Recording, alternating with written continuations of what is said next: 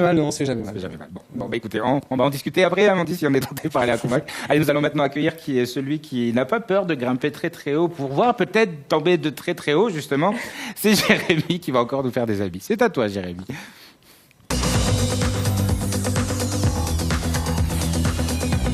C'était presque une menace. Non, c'était pas une menace. Bonsoir, Jessie. Je sais pas pourquoi, Bonsoir, j'ai été bonsoir, pris Cédric. du... Bonsoir à tous. Bonsoir. J'ai Ah, été vous pouvez pris d'une petite presque- envolée lyrique. Presque le prendre comme une menace. Mais non, pas du tout. Mais non, mais promets-moi, tu vas nous fâcher avec personne. Hein. Non, non. Bon, d'accord. Alors, on va essayer d'être parce tranquille. que les mauvaises nouvelles, ça suffit. Voilà, donc parce que les mauvaises tous les lundis, ça commence à peser sur le moral. Ah oui. Oui, j'ai décidé ce soir de partager avec vous une bonne nouvelle. Ah. Alors, il y a une semaine à peu près, le PDG de Vale, donc la société minière brésilienne, vient de dire qu'il songeait à fermer l'usine du Sud parce qu'elle commençait à leur coûter cher. Ah. Et c'est pas des rumeurs. En fait, la Vale NC aurait coûté en tout cas plus de 136 milliards de nos francs à la maison mère. Alors, du coup, Vale, la société, elle est sur la sellette.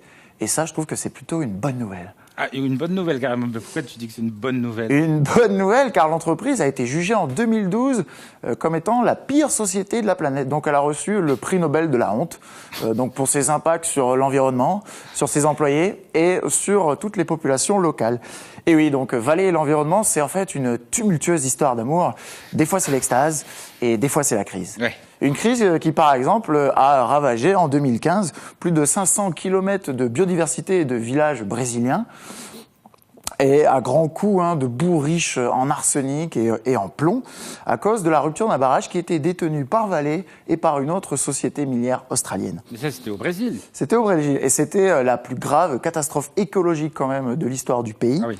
Avec une amende record de plus de combien? De 630 milliards de nos francs. Oui. Et je trouve honnêtement que c'est pas cher payé pour une barrière de corail dévastée, alors qu'en même temps, il y avait l'Australie qui estimait sa barrière de corail à plus de 4000 milliards de francs pacifiques. Ah oui, en effet, effectivement. Et du côté de notre pays, donc sur le Caillou, l'usine de Sud, elle nous offre un spectacle qui est à la hauteur de la réputation de la société mère et bien à l'abri des regards indiscrets des Calédoniens. Alors depuis sa mise en service dans le Grand Sud, connu pour ses paysages, ses animaux et ses plantes uniques au monde, Vale NC ne cesse de déverser son amour bien acide dans les criques environnants. Mais ça s'est passé quand, ça? Ça s'est passé quand? Il y a eu par exemple une fuite d'acide en 2009, une autre en 2010, deux de plus en 2012 et une petite dernière en 2014. Donc c'est la biodiversité de nos rivières qui atteint régulièrement la biodiversité de celle sur Mars. Donc on est proche de zéro. Et un œil attentif sur la végétation nous montre que depuis 2011, 50 hectares de forêt de chêne-gomme sont en train de dépérir sous les relents sulfureux du complexe industriel. Mais, Comment vous y allez, monsieur Jérémy, aujourd'hui? Oui, mais ce sont des faits, mais C'est des n'oublions faits. pas que l'usine, en fait, elle rayonne de bonheur, même en pleine nuit. Donc, et n'en déplaise aux pétrels qui sont désorientés, qui vont se manger régulièrement les lampadaires pour atterrir amoureusement dans la gueule du syndicat des chats qui attend juste en bas. Et que dire du monde de Nemo, donc qui fait son petit bonhomme de chemin à travers une soupe de produits chimiques et boueuses, avec un résultat que l'on connaît, 40% des sites étudiés aux abords de la mine sont dans un état moyen à mauvais. Bon, très bien.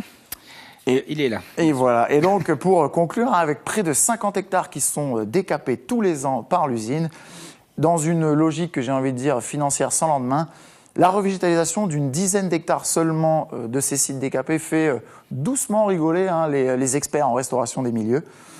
Et j'aimerais dire donc, que si bien sûr la fermeture de cette usine menace directement de nombreux emplois, on parle de 1300 personnes. Il y a beaucoup d'emplois quand même. J'aimerais quand même rappeler, dites-vous bien que le PDG et tous les actionnaires s'en fichent royalement. Ce qui compte, ce sont la rentabilité. Et j'aimerais aussi prévenir donc, la Nouvelle-Calédonie axer sa prospérité économique sur une ressource finie, soumise à des fluctuations financières chaotiques et qui déchirent les écosystèmes. On va dire que ce n'est pas clairement l'idée du siècle.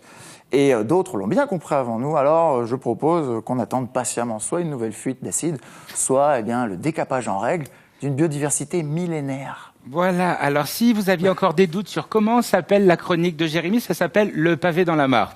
Voilà. Je pense que là, c'est pas un pavé là que t'as lancé, c'est un... Mais là, c'était justifié. Voilà. Alors. Moi, je te dis au revoir, merci beaucoup, j'étais ravi de te rencontrer. Et puis, Adieu, NC Première. Adieu, NC Première, peut-être. Allez.